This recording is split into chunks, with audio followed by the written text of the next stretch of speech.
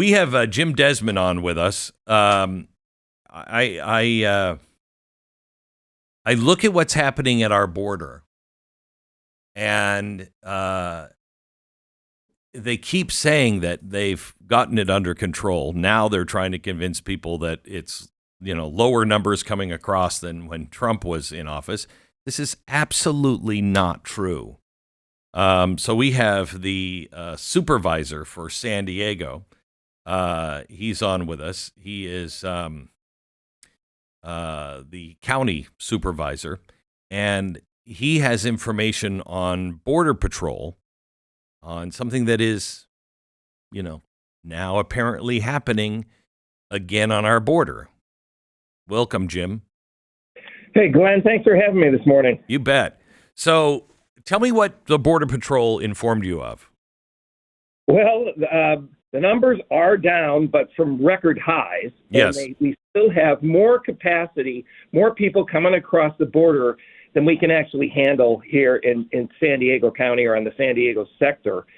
And what happened, from September of last year till June of this year, the Border Patrol dropped off over 155,000 people just into the streets of San Diego County.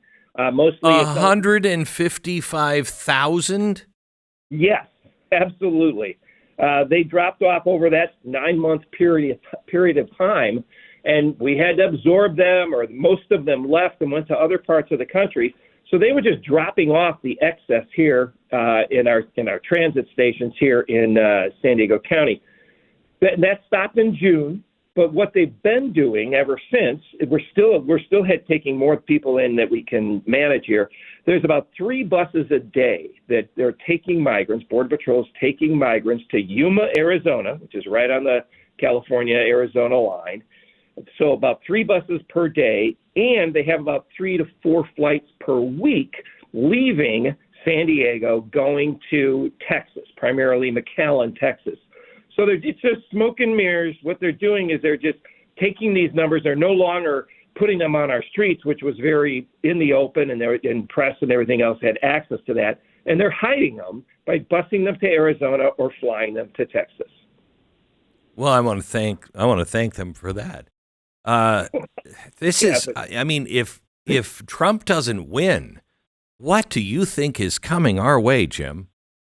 Well, I think it's going to go back to what it was before, where we were getting several hundred dropped off each day here in San Diego County. And unfortunately, we became the number one spot for border crossing. We're the number one spot for fentanyl. We're also in one of the top spots for human trafficking.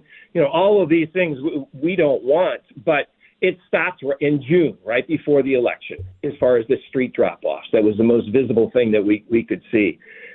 So I think, unfortunately, we're going to go back to the mayhem that we had, in the previous months, where they were just dropping off more and more people here in San Diego County. So that's what I fear. So you are a county supervisor. What can you do, if anything? Not much, other than reporting it and what's happening. And one of the other things what's happening here in San Diego County is we're getting several boats a week, just where people just run up onto our shores with boats and smugglers, and people just getting off the boats and walking into our neighborhoods, and they just abandon the boats on the beach. Those people aren't even checked or go through Border Patrol. They're not fingerprinted. We have absolutely no idea, and that's been happening for months.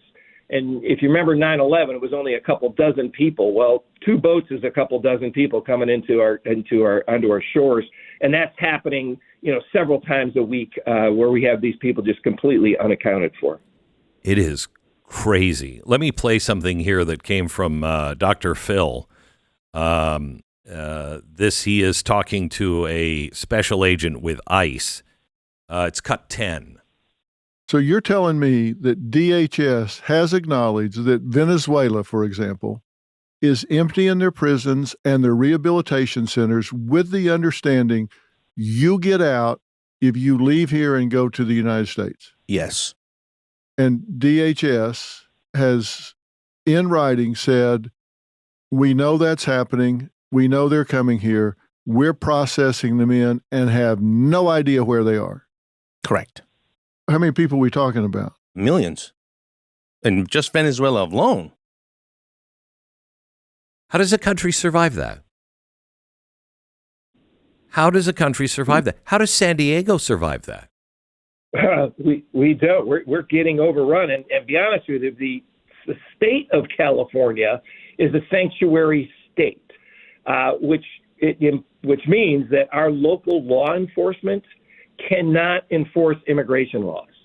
So even these people that are getting off the boats and walking into our neighborhoods, local law enforcement can't do a thing about it. If they pull somebody over, they can't ask them about their immigration status. And so, we're a sanctuary state, and because of that, there's very little, locally anybody can do about this stuff. So that's one of the issues. Another thing that the federal government just did to us recently is they gave us $19 million for a migrant processing center here in San Diego County. Right after the June drop-offs, they gave us $19 million, and that's FEMA dollars that could have been going to hurricane relief. Right now, we're not using that money at all, but it's 19 million FEMA dollars sitting in our pockets waiting for a migrant center, which probably, if Kamala wins, we're going to have to put up right away. Jeez. God bless you, Jim. Thank you for breaking this news. I appreciate your courage. Thank you. Glenn, thanks for putting it out there. I love it. You bet. That's a supervisor, county supervisor from San Diego, Jim Desmond, who posted, I think it was, last night or the night before, about what's happening now. They are flying them out. Flying them out. Congratulations, Arizona. You get some. Texas, you get some. It's like Oprah. Yeah. Everyone's got some under your chair. Congratulations. And probably kind of like literally that. Oh, man. Disturbing.